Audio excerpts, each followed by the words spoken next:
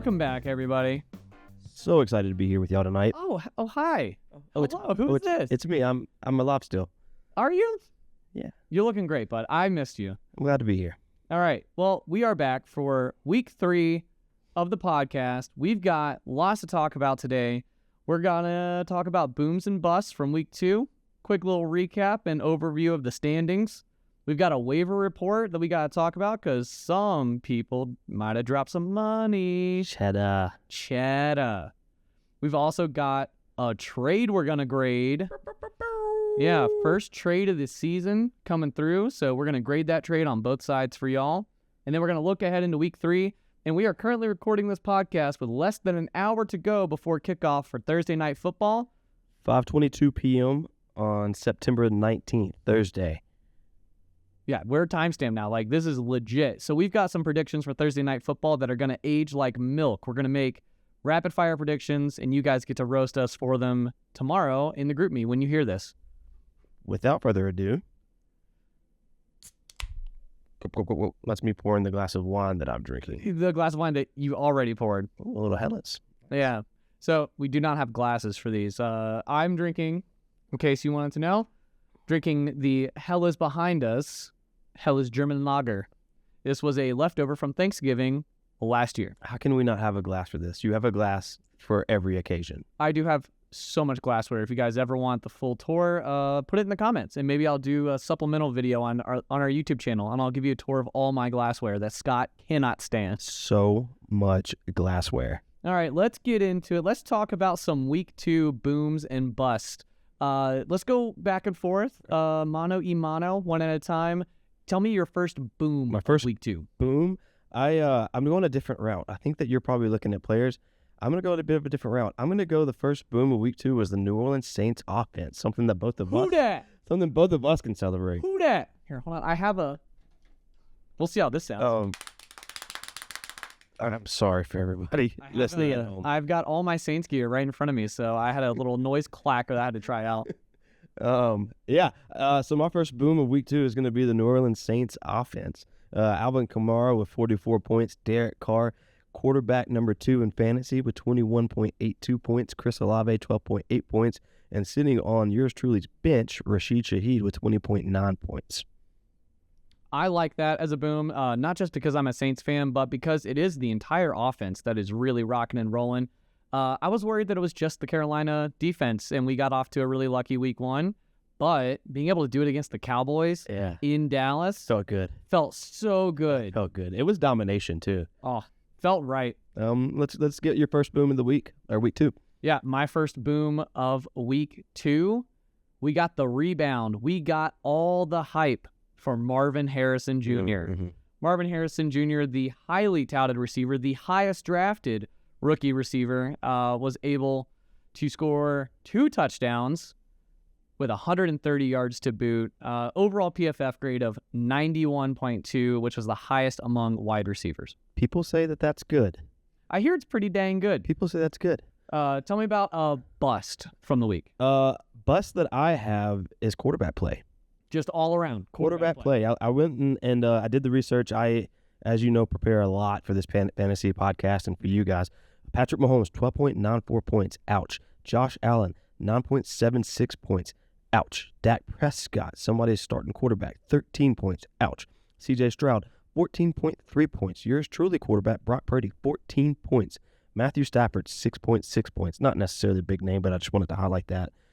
Tua, for obvious reasons, 5.5 points. Now, it wasn't league-wide. You did have Kyler with 28.54 points, and my other quarterback, Jalen Hurts, with 23.82 points, and a couple other respectable numbers. Joe Burrow was 17. Lamar Jackson was 16.38. But across the board, when you look at your top 10, not great numbers out of the quarterback play, and I think that that was shocking for a couple of different reasons. But I'm gonna wait for my next boom and let you do your bust and kind of segue. Yeah. So I have a theory that maybe that boom of Marvin Harrison Jr. and that boom of Kyler Murray, they might have been connected somehow, some way.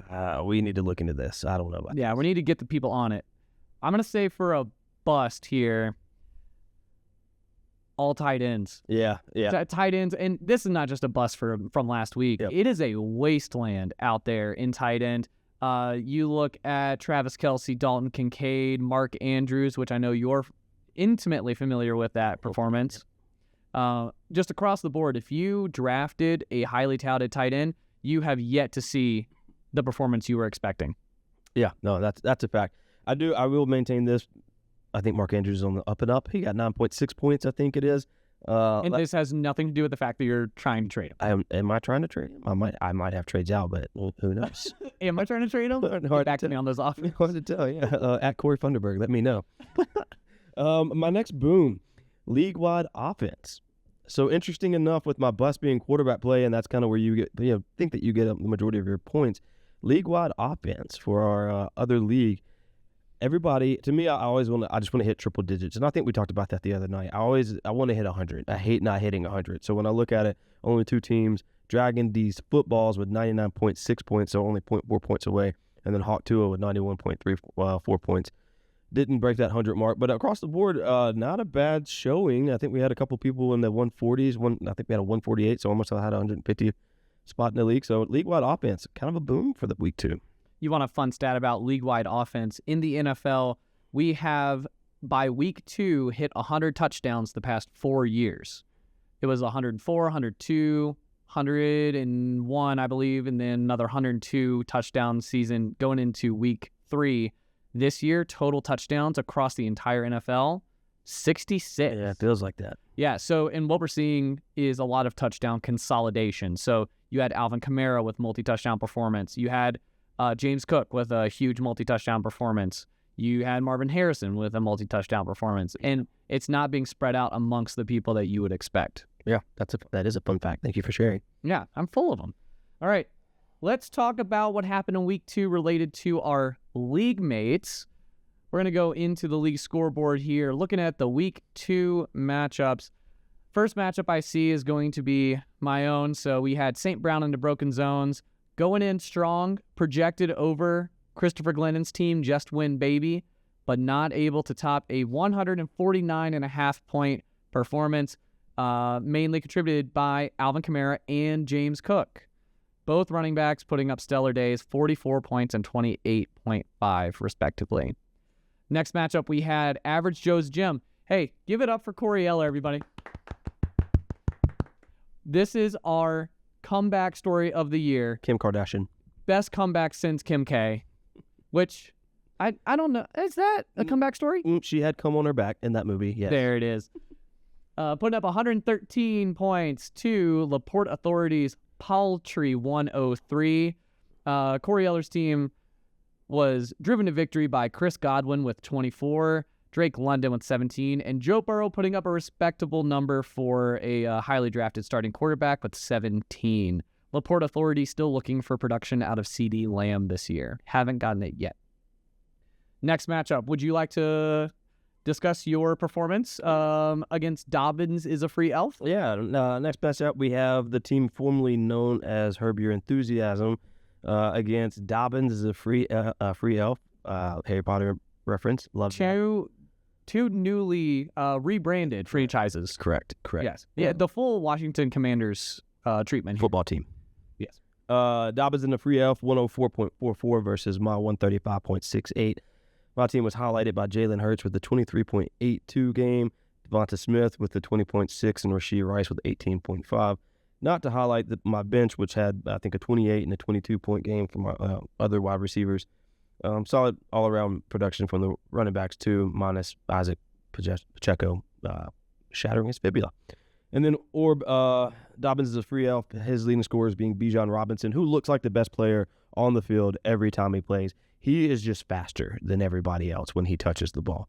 Jonathan Taylor with 15.5 points and C.J. Stroud with 14.3 points. Quick note about this lineup here. I see C.J. Stroud in the top 3 performers for Orb's team, but only putting up 14 points. C.J. Stroud, to me, was a bit of a surprise. I don't think any of us expected Joe Mixon to take this much of the offense from C.J. Stroud. Yeah, he is a volume back for sure. I think he had his first game he had 27 rushes or something. I mean, he was old reliable back in the day, before he got traded out of Cincinnati. Mm-hmm. He was old reliable, but we never thought he had this kind of upside and would take this much work from C.J. Stroud, who came in with 3 highly touted receivers and then now much less passing work. And coming off an absolute insane year last year. Yeah. So I'm also still waiting on Dak Prescott to get back to that form that he had late season. So CJ Stroud and Dak Prescott, two of those quarterbacks we've mentioned previously. We'll transition into the next game. Can you Diggs it with 138.2 points, 02 points versus Hawk Tua, 91.34 points. Two teams that are seemingly going in different directions right now. Can you Diggs it 2-0, Hawk Tua 0-2. Can you Diggs it led by Achane with a 29.5 point performance. Kyler Murray 28.54 and Trey McBride with 18.7. That is what you love to see if you're the manager of that one. And then Hawk Tua, Derrick Henry with 16.6 points, Aaron Rodgers with 15.14, and Josh Jacobs with 13.1 points. Tough game for Hawk Tua. Not a lot went right. You got to say it. I'm pulling up the box score now. We're going to circle back to Hawk Tua here in a second. Yeah, I was going to look at it. I got you. We can talk about the Dragon Bowl if you would like. Yeah, why don't you segue? Yeah, I'll take the Dragon Bowl here. So we had our first Dragon Bowl this season. Saquon D's nuts taking on Dragon D's footballs. You can tell these two Dragon Boys are related in how they name their teams. Dragon Bros. We had Alex Dragon putting up 99 points total to Pat Dragon's 141. Pat coasted to victory with Nico Collins putting up 27.5, Justin Jefferson putting up 23, and number 3 scorer on Pat's team, Kaimi Fairbairn, a kicker for, I believe, the Houston Texans still. Is that correct? I'm looking at Nico Collins being a 9th round free agent keeper. Wow. That is fascinating. That's sexy. On Alex Dragon's team, top scorer was Zay Flowers, so 22, followed by James Conner and Danny Dimes putting up 18 points. Circling back to Hawk Tua, Scott, I think you might know why we're circling back here. We got to talk about the lowest scoring team of the week. And unfortunately, Hawk Tua only put up 91 points. Was only the second team that didn't put up 100 points this week. We had Alex Dragon putting up 99, Hawk Tua putting up 91, and scraping the barrel. Unfortunately, I think we all know why that might be. Tua Tagovailoa, starting quarterback for Hawk Tua, only putting up 5.5 before going out. I do just want to highlight one more thing. Starting tight end Kyle Pitts putting up 5 points. Feels like Corey Funderburg needs another tight end, and maybe there's a trade out there that could help him. Seems like maybe we should check our email and potentially get back to you on that report. And then just going to give some credit where credit is due, our top scoring team of the week. As much as I hate to say it, it was my brother from another mother, Christopher Glennon, putting up 149.5. So shout out CJ, putting up some good points, going 2-0 now. And that's actually a great transition into talking about the current standings. If we look across the league, our 2-0 teams, we have Just Win Baby, Corey Eller's Average Joe's Gym. We love to see a comeback story. And then Can You Diggs It and Saquon D's Nuts, all 2-0. Our 1-1 teams holding up in that middle spot. You had St. Brown in the Broken Zones, Bauer Power, the newly named Bauer Power. Newly minted. And then our 0-2 teams, some guys that need a W this week. Those 0-2 teams are LaPorte Authority, Dobbins is a free elf, Hawk Tua, and Dragon These Footballs, our former league champion. Yeah, really a tale of two different divisions right now. Yeah, East Coast, West Coast, you've got 2-2 and 0 teams, and then 3 0-2 teams. East Coast, least coast? Least Coast. West Coast, best coast? I had that one. I didn't know the East Coast. Yeah, East Coast, least coast, maybe? West Coast, best coast. Let's edit that part out. 2-2-0 teams, Saquon D's Nuts, Just Win Baby. And then obviously the 2 1-1 and the 1 0-2 team that is Alexander Orbeck bringing up the rear in the Western Division. Still early on. A lot of things can happen, but it's a tough hole to dig yourself out of when you're 0-2. Would definitely hate to be looking at 0-3. Like I said, a lot of season to go, but definitely the haves and the have-nots in the East Coast. Yeah, it would appear to be that way. All right, are you about ready to move on to waivers? All right, before we move on to waivers, quick mid-podcast health check. How you doing there, Scott? We're good. Yeah, you enjoying the pod? Yeah, I am. I feel like I'm about to get punked or something. No, you're not getting punked. I just wanted to check in. How you feeling about the season so far? I wanted your off-the-cuff, just casual football talk response. Yeah, no, I was ready to cancel fantasy football after week 1 because I had a very disappointing 94-point game or that's something in the 90s. Not great. And then How did it feel getting having your roommate test out that new ESPN feature where I can send you a notification every time my team scored a touchdown? Yeah, I just quit checking them because there was a lot of touchdowns. There was a lot of taunting. That was a good week for me. Last week, not so much. A lot of taunting. But then after this week, putting up 130s, it felt good. Having the team kind of click like that. Obviously not feeling great with Pacheco going down, but I feel like I have weapons right now, and I feel like I am in a pretty good spot. I just got to figure out my running back place. But outside of that, I think we're trending in the right. I just need Brock Purdy to get off his ass and do something. Yeah, in my camp over here at St. Brown in the Broken Zones headquarters, I have Cooper Kupp with the injury. Unfortunately, still not IR eligible, which is really frustrating for my roster management. And I'm not in a place where I want to put in a ton of waivers and make a ton of changes at the end of my bench. I'm pretty happy with my team. I'm just trying to remain patient, not rock the boat too much. I mean, I'm just waiting for my starting quarterbacks to start producing at the level I know they're capable of. Breece Hall has been rock solid for me, though, which has been nice. Is Amon-Ra hurt? I've got a report that he might actually be hurt. I'm going to pretend like you didn't say that, so that way I can make it through this podcast without freaking out. Yeah, I got a report that he might be hurt. Also read a pretty interesting thing, and I wish I did actually save it. It was recapping who they projected to be the top 10 picks in a normal fantasy draft, not the chaos that we do, and about just how it's played out. And you look at Christian McCaffrey on the IR, Tyreek Hill, who is great, but his quarterback is probably not playing for the next indefinite. Who knows? CeeDee Lamb underperforming with an underperforming quarterback right now. Breece Hall is balling out. Bijan Robinson, again, looks like the best player on the field. But then Jamar Chase severely underperforming. JJ, who just suffered a quad injury.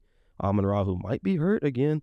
JT is JT, and then A.J. Brown, who's hurt. So there's just I thought it was interesting, the top 10 picks in a normal league, and where we have a lot of weapons that are kind of facing some uncertainty, and that's kind of been what this week or this season's been so far, is just chaos. Yeah, a lot of chaos this year. And just to be clear, you're telling me that not everyone in the country plays in a keeper, dynasty, redraft, hybrid, superflex league? No. With the budget to maintain. Okay. Mm-hmm. Interesting. What a concept. All right, let's talk waivers. Looking at the waiver report, the number one waiver pickup, the belle of the ball this week. Scott already talked about him when he talked about the New Orleans offense. He's my starting quarterback for the New Orleans Saints, Derek Carr. Picked up for a whopping $51 fab dollars. $51 and some controversy with it. The group chat kind of responded yesterday morning when the news got out, I think. Yeah, some people were ready to drop a little bit of money, but 51 was a very conservative estimate to pick up Derek Carr. Next highest bid, 25. And then the next highest was 18 from me. All the videos, everything was nobody was talking about Derek Carr. So when I saw him out there, my mindset was, hey, I might can sneak this in and get, who the guy right now currently rated as the number 2 fantasy quarterback in the league, and with the absolutely high-powered offense that doesn't seem like it's going to trail off at all. Baker Mayfield, I don't think is going to continue to be the number 1 quarterback in fantasy football. Credit to Pat for going out there. To me, this is how the game works, if you ask me. You wait a couple weeks, you see where you're at, you evaluate your team, you see what holes you need. Do you need to spend or not? Yeah. If you need to spend, go freaking spend your money. And if you have the number 2 player at that position out there available with the situation that's at hand, I mean, Isaiah Likely, I think right now is the number 1 tight end. He's not going to continue to be that person, but Derek Carr is going to continue to be a top 5 fantasy quarterback, without a doubt, I would say, moving forward. All right. So if that was the belle of the ball in the quarterback front, and that was technically the most expensive player that was picked up, correct. Scott, talk to me about your thought process claiming Rico Dowdle. I have a giant Isaiah Pacheco hole in my roster right now. So there wasn't a lot. I've got to feel that somehow, right? There wasn't a lot out there on waivers this week. You had Steele. To your credit, Rico Dowdle, the only running back in this waivers that ran besides Carson Steele. Correct. Yeah. And You either wanted the same team running back, Yep. or you decided to go out of house and go for the Dallas running back. correct.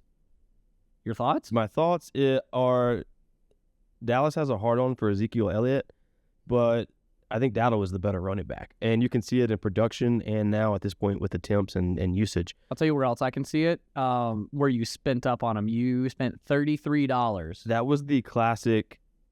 So here's where I'm at. In my head, there was two running backs out there that there was going to be a bidding war on. It was going to be Steele, which I'm shocked that he only went for $5, and it was going to be Dowdle because everybody's been talking about him lately, I feel like. And it was just the classic, like, you put a $10 bet in, you're like, oh, no, that's not enough. You put an $18 bet in. Oh, no, that's not enough. You do a 20. So did you go back and re-up it so many times? I mean, I'm pretty sure my last one was like 1 a.m. in the morning. Well, would you like to know what the second highest bid was? I don't think there was a second high bid. That would be correct. You were bidding against yourself, $33, and there were no other bids. Yep. Yeah. Meanwhile, I'm okay with it because I went and got my guy, and I think again, Pacheco with a fractured fibula, he's going to be out. So I don't need Steele, who's probably going to be the lead guy this week, and then who knows what happens next. I need somebody that I'm going to be able for the foreseeable future that I think is going to be that guy. And for me right now, that is Dowdle. the next highest bid player, Jackson. Wait, would you like to help me with this one? No, Jackson Smith and Jigba going for $16 with two other bids for $6 and $5. Dobbins is a free elf. Alex Orbeck claiming JSN on that one. And then the rest went uncontested. We had Laporte Authority picking up Sam Darnold for $10. Just Win Baby picking up Carson Steele uncontested for $5, which, depending on how things go, could be similar to last year's Puka Nacua $1 situation where there was just no contest. Yep. And then we had the Seahawks defense getting picked up for $4 by Orb. And then Dragon D's footballs picking up the Bucks defense for $2. Just Win Baby picking up Daniel Carlson, picking up the Raiders kicker, which I know he's excited about, for $2 uncontested. I think when you go back and you look at years past, the people who make these kind of like moves on the fringes, kind of to pick up the defense that they want, or to go and change out the kickers and stuff like that, those are typically the ones that are a little bit more successful. Typically, transactions kind of are correlated, maybe not caused, but correlated with the greater success, at least from what we've seen over the past couple of years. Obviously, that doesn't mean making a trade just to make a trade, because you want to make sure that you're getting value. But when you're going to get finding those defenses that you like, finding the matchups, and then spending an extra couple, $2 or $3 just to make sure you get that defense, I think that does pay pretty big dividends. But like I said, don't want to make a trade just to make a trade, which is a good segue. Speaking of trade, yeah, we had one. I have thoughts, but you can go first. Sure. So, quick recap for those of you that weren't paying attention. Najee Harris involved in the first trade of the season in our league, being traded from Laporte Authority to Pat Dragon's Saquon These Nuts.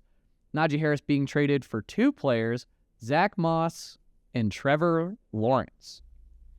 Now, looking at this, just in terms of keeper value, which I do think had to have factored into this, you got Zach Moss, who was a free agent, and then Trevor Lawrence, who was previously acquired in a trade with a keeper value, if I remember right, he was a 5th-round keeper selection by Pat, which means he's got 3rd-round keeper value going into next year. And then Najee Harris, the main piece in this trade, drafted in the 6th round this year, going in with a 4th-round keeper value. Scott, what's your grade on this trade? I don't know if I can put a number grade on this trade. Or a letter grade? I don't know what Mississippi schools did. Letter grade, You number got grade. letter No, they're grades. kind of the same thing in Mississippi. Well, numbers and letters, hard to tell a difference. Yeah. That's all calligraphy. Gut reaction, I hated this trade. If I'm going to be honest, if I'm going to be blunt, From what angle? I hated it for Pat Dragon. I didn't think it was good. I thought that Gavin fleeced him. So you would rather be on the Zach Moss and Trevor Lawrence side of this trade rather than Najee Harris? And initially, yes, and still even so, firmly, yes, I think Gavin absolutely won this trade. We'll never know. I mean, a year, maybe not never, but at the end of the season, we'll be able to look back and see how it plays out. For me, it's always tough to trade a quarterback for a position player, unless that position player is like greatly going to increase your odds or going to help your team out. Najee Harris is not that guy. I've been on the Najee Harris train. you want so hard, and he gets the volume, but he's just not going to get it done for you.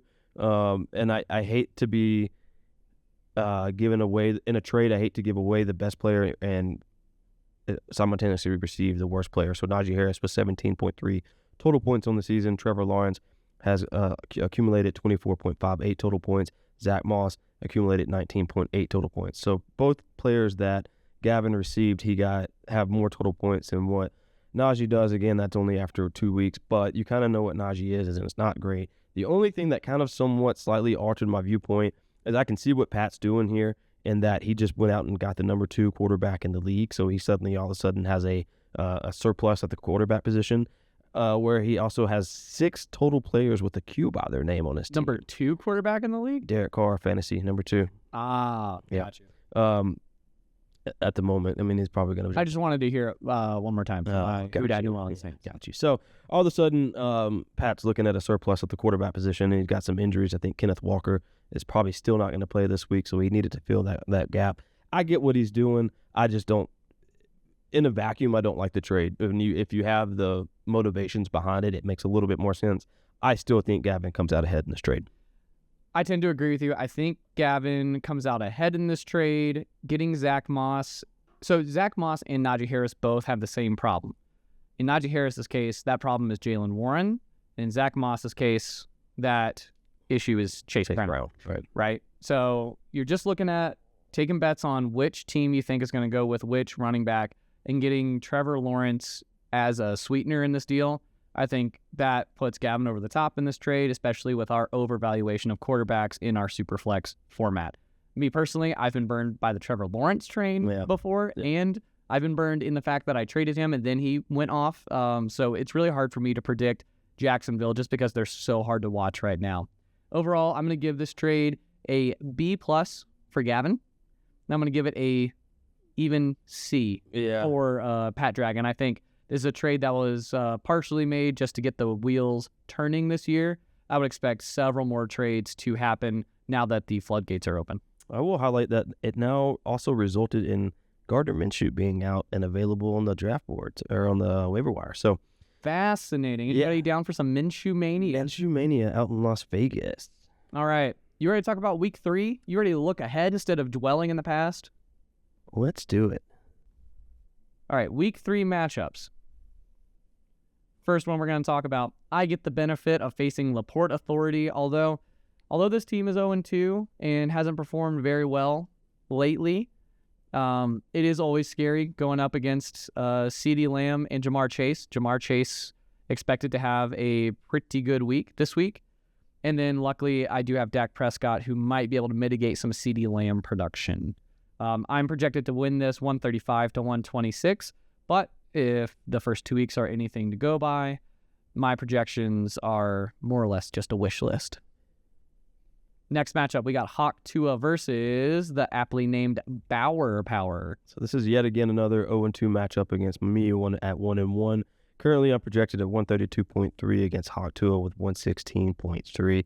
I think the issue that we're going to see right now is that Hawk Tua's namesake is currently on the IR alongside Christian McCaffrey. So this season's definitely not going the way that Corey Funderburg was wishing that he wanted to go. Also want to highlight that he's got Kyle Pitts at his starting tight end position and that he could possibly upgrade. And there's maybe options out there available currently in this moment in time that he could upgrade at that position.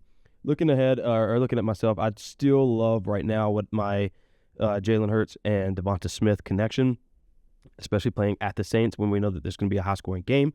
There's going to be a lot of offense. There's going to be a lot of passing. So hopefully that doesn't result in more Jalen Hurts interceptions, but also more Devonta Smith touchdowns. And I'm hoping for some kind of a rebound at some point from Brock Purdy. He's playing good NFL quarterback play. He's just not doing good fantasy. I think that's the story of a lot of highly touted NFL quarterbacks right now. Yeah, and so now it's also just figuring out what other receivers. It's hard to get off of receivers, Rice, but you got DK Metcalf and Rashid Shaheed out there on my bench right now. So I'm in a good position. I feel pretty good right now. You want to hear my favorite matchup going into week 3? Tell me about it. My absolute favorite matchup is 2 undefeated teams facing each other in week 3. We got Saquon These Nuts against the undefeated best comeback story since Kim K, Average Joe's Gym. The projections have this incredibly tight, 122 to 120. Average Joe's Gym has the benefit of Joe Burrow going into a game where he should be able to put up some points. And then Saquon These Nuts with the newly acquired Derek Carr. It's going to be a little bit scary because Pat's team does have all that upside. We're going to see if the Saints can continue that and get Derek Carr over that 20 mark again. The matchup that outside of mine, obviously, that I'm looking forward to is a 2-0 versus 0-2 showdown. Just Win Baby leading the Western Division against Dobbins as a free elf 0-2. Guess what the spread is? Without looking, guess what the spread is? I have already looked, so I will just say that it's tight. It is 0.6 points. So Just Win Baby projected at 128.3 to the 127.7 for Dobbins as a free elf. This is a classic. This game could go either way. I don't anticipate Pat Mahomes to have less than 10 points again. I also don't anticipate Alvin Kamara to have more than 40 points. Wouldn't be surprised. As the Travis Kelce manager, I would really like for Pat Mahomes to start looking his way, especially without Pacheco on the field. George Kittle is out there right now with a big old Q by his name, and I don't know if he's going to be playing. Or I think we found out today actually he's not. So it's going to be an Isaiah Likely game. Right now you don't know what is happening with that Baltimore offense at the tight end position. Did you say Kittle? Mm-hmm. Is Kittle on Baltimore? No, but he is Chris Glennon's starting tight end. Oh, okay. So he's probably going to be sitting, and he's going to start Likely. Oh, gotcha. I understand now. You're looking at the rosters. I thought, my mistake. We're good. I'll never doubt you again. Clarifying questions. And then you look at Orb's team again, same thing. You doubt CJ Stroud's going to underperform the way he did. Bijan Robinson at some point is going to be electric and bust off an 80-yard touchdown run. JT is legit. So I know that he's not projected to win, but I would actually lean towards Dobbins as a free elf if I had to make a projection right now or a prediction right now. All right, and then our last matchup going into Week 3, Dragging These Footballs at 0-2, facing Can You Diggs It, sitting at 2-0. Can You Diggs It projected to win this pretty handily, 130 to 113. The biggest obstacle that Alex Dragon, our reigning league champion, needs to overcome is Tyreek Hill without Tua. Yep. Tyreek Hill currently sitting at a projection of only 15 points, which is not very Tyreek-like of him. And it's entirely just because of that offense and how much it runs through Tua's ability to push the ball deep. All right, so there's your Week 3 matchups. Let's talk, Scott. We've got 15 minutes or so before kickoff of Thursday Night Football. We have a Thursday Night Football matchup where we get to see Aaron Rodgers in primetime taking on the New England Patriots. So Jets-Patriots. Jets are home and currently a 6.5-point favorite over the New England Patriots. You got any spicy hot sauce predictions for this game? I predict that Aaron Rodgers is going to throw 3 interceptions and Garrett Wilson will fumble twice. And that's solely because I am facing those two people. That is not just extra hot sauce spicy. That seems intentional. Yeah, that is going to be my prediction. These teams are just. I guess the Jets are doing pretty good this year. The Patriots are going to at some point be horrible again. They're both 1-1. Yeah. The Patriots were able to gut out a win. Yeah. Patriots are not as bad as they have been in the past, but they're not a fun team to watch. They're gonna run lots of offensive linemen and run the ball plenty of times in tonight's matchup. They're gonna run lots of offensive linemen. Mm-hmm. They're gonna play with like that extra offensive lineman on the field, that 12 personnel. Gotcha. Yeah, they're handing the ball off. I think they know what their issue is at quarterback. My bold, spicy prediction is also Aaron Rodgers related, but it's not as targeted as yours. I think Aaron Rodgers gets a rushing touchdown tonight. And I think he does so solely because everyone's talking mad crap about him being a statue back there since his Achilles injury. Okay. Maybe a little play action fake to Brees, and then he just... I want it to be the old Peyton Manning where the entire, like every single player on the field is going one way because no one thinks he even has the ability to run the ball. What if he catches a touchdown pass? If he catches a touchdown, I will shotgun a beer on air. Next week? Yeah, I will shotgun a beer on air if he catches a touchdown pass. There's also been calls to bring, not bring back, but bring forth, I guess, a Shotgun Friday. I'm gonna be honest. We've talked about it, but I don't what requires you to do the shotgun. Is it if you lose that week? Low score of the week. Oh, low score. So Corey Funderburg owes us a shotgun. Yes, because this is all retroactive as well. So if we accept it, then you have to turn in your previous low scoring attempts. But week 1 doesn't count because that was 2 weeks ago, and we haven't started week 3 yet. I'm not sure how you're going to get out of this one.